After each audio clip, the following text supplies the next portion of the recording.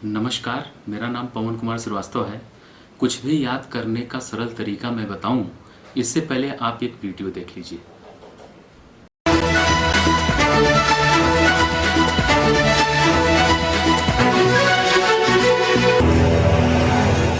तब क्या जब स्टूडेंट्स भी कमजोर मेमोरी का शिकार होने लगे। वीक मेमोरी क्या है, क्यों शिकार हो जाते हैं बच्चे कमजोर याददाश्त के, और कैसे बढ़ाया जा सकता है अपनी मेमोरी को। इस बारे में बात करने के लिए आज हमारे साथ मेहमान है लखनऊ से गुरु पवन कुमार, उनसे भी हम बात करेंगे। इससे पहले हम एक्सपर्ट से बात करें, आपको ले चलते हैं उस पाठशाला में जहां अपनी याददाश्त को बढ़ाने का बच्चों को एक अनोखा फॉर्मूला मिल गया है, और वो फॉर्मूला उन्हें मिला है मेमोरी गुरु पवन कुमार से। लखनऊ में आयोजित एक ऐसी वर्कशॉप में जहां बच्चों ने मिनटों में अपने लेसन याद किए। केमिस्ट्री हो या मैथ्स के फॉर्मूले, फिजिक्स की थ्योरीज हो या इतिहास की तारीखें, क्या ये सब मिनटों में याद किया जा सकता है? आप कहेंगे ये किसी जीनियस के बस की ही बात है, लेकिन ऐसा नहीं है। लखनऊ में आयोजित एक वर्कशॉप ने अब स्कूली छात्रों के लिए ये काम इतना आसान कर दिया है कि बच्चे चुटकी बजाते ही सब कुछ याद कर सकेंगे।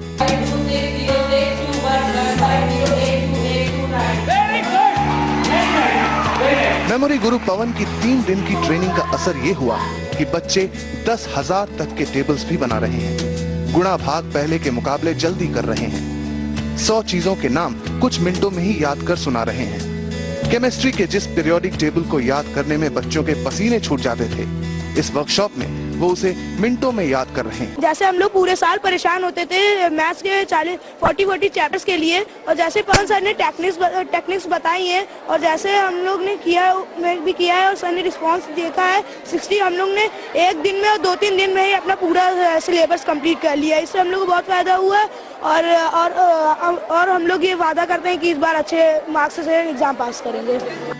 इस ट्रेनिंग का मकसद था बच्चों में कंसंट्रेशन बढ़ाना। पवन कुमार का कहना है कि अगर हमें पुरानी से पुरानी फिल्मों की कहानी और गाने याद रहते हैं, तो क्या वजह है कि किताबों के लेसन्स याद करने में हमें दिक्कत होती है। पवन ने चीजों को याद रखने के लिए कई टिप्स बताई, साथ ही एग्जाम्स के लिए भी कुछ ट्रिक्स थी। लेसन्स को याद रखने के लिए ट्रिक्स का इस्तेमाल करना कितना एक्साइटिंग हो सकता है, इसका अंदाजा इसी बात से लगाया जा सकता है कि बच्चे इस वर्कशॉप को छोड़कर जाना ही नहीं चाहते थे। ये वही बच्चे थे जो स्कूल के खत्म होते ही फौरन घर भागना चाहते थे। मेमोरी मंत्रा की इन ट्रिक्स और टिप्स का इस्तेमाल करना न सिर्फ इन बच्चों के लिए एक्साइटिंग रहा, बल्कि इनसे होने वाले फायदों ने इन छात्रों में आत्मविश्वास भी जगाया। याद करते हैं, लेकिन थोड़ी देर में सब भूल गए। ऊपर से पेरेंट्स की बड़ी बड़ी उम्मीदें, टीचर्स का दबाव, क्या करें और क्या ना करें। बच्चों पर ये प्रेशर बढ़ता रहता है, और इसी की वजह से बढ़ती है बच्चों में घबराहट, बेचैनी। आज हमारे साथ जो एक्सपर्ट्स हैं, हम उनसे जानने की कोशिश करेंगे कि जैसे मेमोरी गुरु पवन कुमार के ट्रिक्स ने बच्चों पर एक पॉजिटिव असर डाला, उनकी याददाश्त को बढ़ाने में बड़ी भूमिका अदा की, उसी तरह और क्या क्या किया जा सकता है जिससे याद न रहने का भूत भगाया जा सके और स्टूडेंट्स अपनी पढ़ाई ठीक से कर सकें।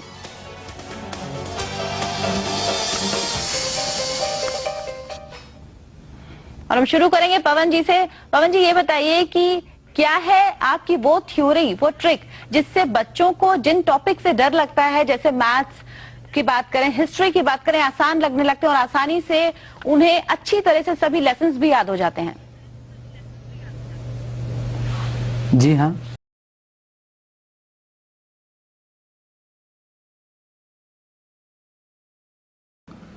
तो आपने देखा बच्चे कैसे सारी चीज़ों को याद करते चले जा रहे हैं, चाहे फिजिक्स हो, केमिस्ट्री हो, बायो हो या मैथमेटिक्स के फार्मूले हो, सब आसानी के साथ याद करते चले जा रहे हैं। तो दोस्तों, मैं पवन कुमार श्रीवास्तव मेमोरी के क्षेत्र में 4 नेशनल रिकॉर्ड बना चुका हूं, और आज मैं आपको बताने जा रहा हूं एक ऐसा अनोखा तरीका जिसके जरिए आप बड़ी से बड़ी चीज़ों को भी आसानी के साथ याद कर लेंगे।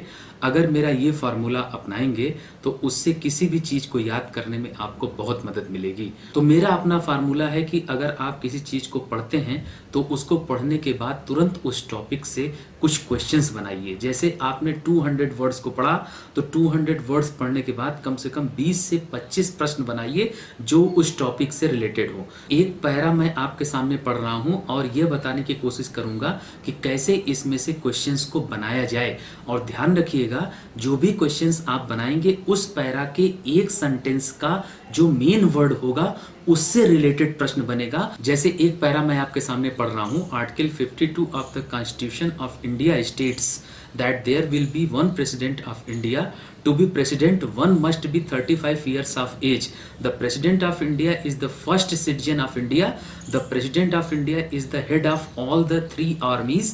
Elected members of both houses of parliament and elected members of state legislatures participate in the election of the president of India.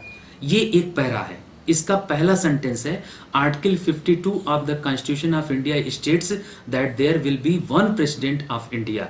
तो इसमें पहला सेंटेंस है जिसका मेन वर्ड मुझे समझ में आ रहा है आर्टिकल 52।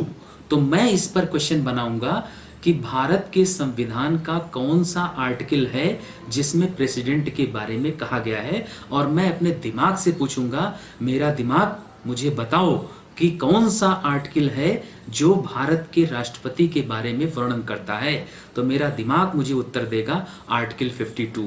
और अच्छा तो ये होगा कि इस क्वेश्चन को हम रिटन फॉर्म में बनाएं और इसका आंसर भी लिखते चलें। और क्वेश्चन बनाते समय ये ध्यान रखिएगा कि कॉपी के बीच में एक लाइन खींच लीजिए, एक तरफ पूरा प्रश्न लिखिए और दूसरी तरफ उसका उत्तर लिखिए। जैसे मैं प्रश्न लिखूंगा, भारत के संविधान के किस अनुच्छेद में राष्ट्रपति का वर्णन है, और इसका उत्तर होगा आर्टिकल 52। याद रहे, प्रश्न पूरा बनना चाहिए, उसमें क्या, क्यों, कैसे शब्द जरूर आना चाहिए। माइंड की ये प्रॉपर्टी होती है कि वो प्रश्नों को अच्छी तरीके से याद रखता है और उसका उत्तर खुद ब खुद ढूंढने की कोशिश करता है। इसलिए इस प्रॉपर्टी का हम यहाँ पर इस्तेमाल करेंगे। अब इस पैराग्राफ का दूसरा सेंटेंस था to be president one must be 35 years of age. तो कहने का तात्पर्य है कि राष्ट्रपति बनने के लिए 35 वर्ष की आयु होनी चाहिए।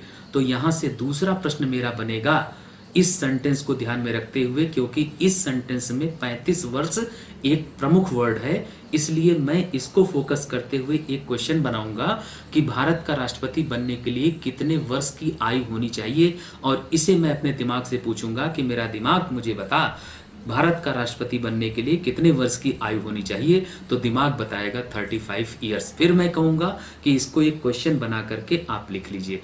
इस तरीके से आप किसी पैराग्राफ को पढ़ेंगे और उस पैराग्राफ के हर सेंटेंस से अगर एक क्वेश्चन बना लिया जाए और अपने आप से उसका उत्तर पूछा जाए, तो मैं गारंटी दे सकता हूं कि आपको पूरा पैराग्राफ आसानी के साथ याद हो जाएगा।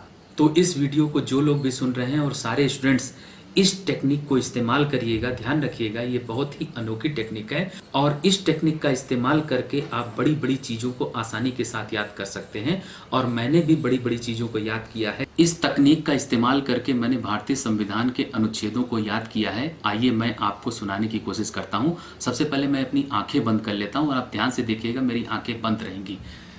चलिए मैं आपको सुना रहा हूँ। आर्टिकल 1 भारत अर्थात इंडिया राज्यों का संघ होगा। आर्टिकल 2 नए राज्यों की प्रवेश या स्थापना। आर्टिकल 3 नए राज्यों का निर्माण करने, वर्तमान राज्यों के नाम, क्षेत्र एवं सीमा में परिवर्तन करने की संसद की शक्ति। आर्टिकल 4 उपरोक्त 2 और 3 के आधार पर जो राज्य बनेंगे वो संविधान का संशोधन नहीं माने जाएंगे।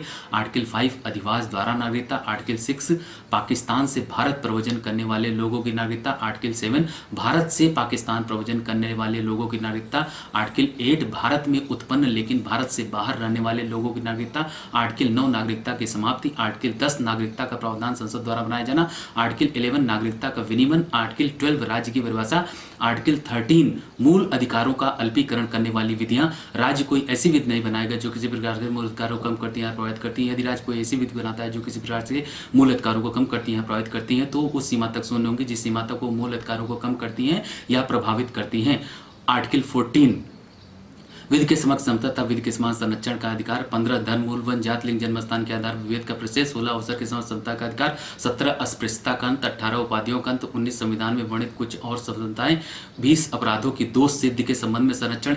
21 प्राण एवं दैहिक स्वतंत्रता का अधिकार। तो आपने देखा कि मैंने इसको फुल स्टॉप कामा सहित सारे आर्टिकल्स को याद कर लिया है।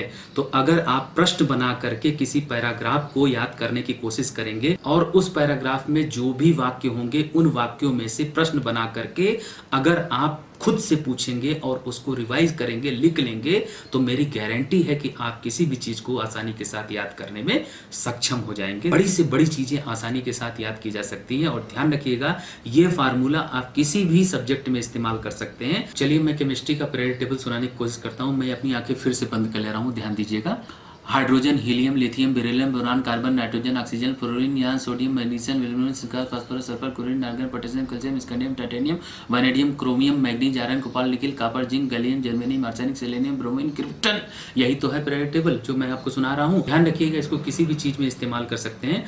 तो दोस्तों और स्टूडेंट्स, मैं आपसे कहना चाहूंगा कि आप इस टेक्निक को इस्तेमाल करिए। और अगर मेमोरी से संबंधित कुछ और जानकारी आपको चाहिए तो कमेंट सेक्शन में आप मुझसे पूछ सकते हैं, मैं इसका उत्तर देने की कोशिश करूंगा। अगर आपको ये वीडियो अच्छी लगी हो तो इस वीडियो को आप शेयर करिएगा, लाइक करिएगा और मेरे चैनल को सब्सक्राइब करिएगा जो है मेमोरी बाबा।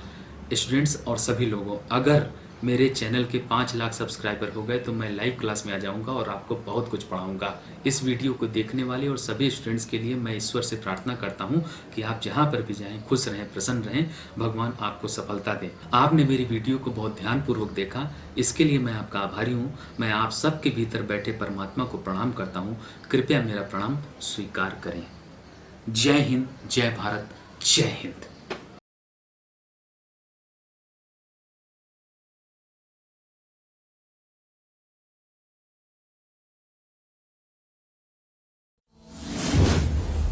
Memory Mantra Sector H Janki Parimalakya. Contact 9140719224.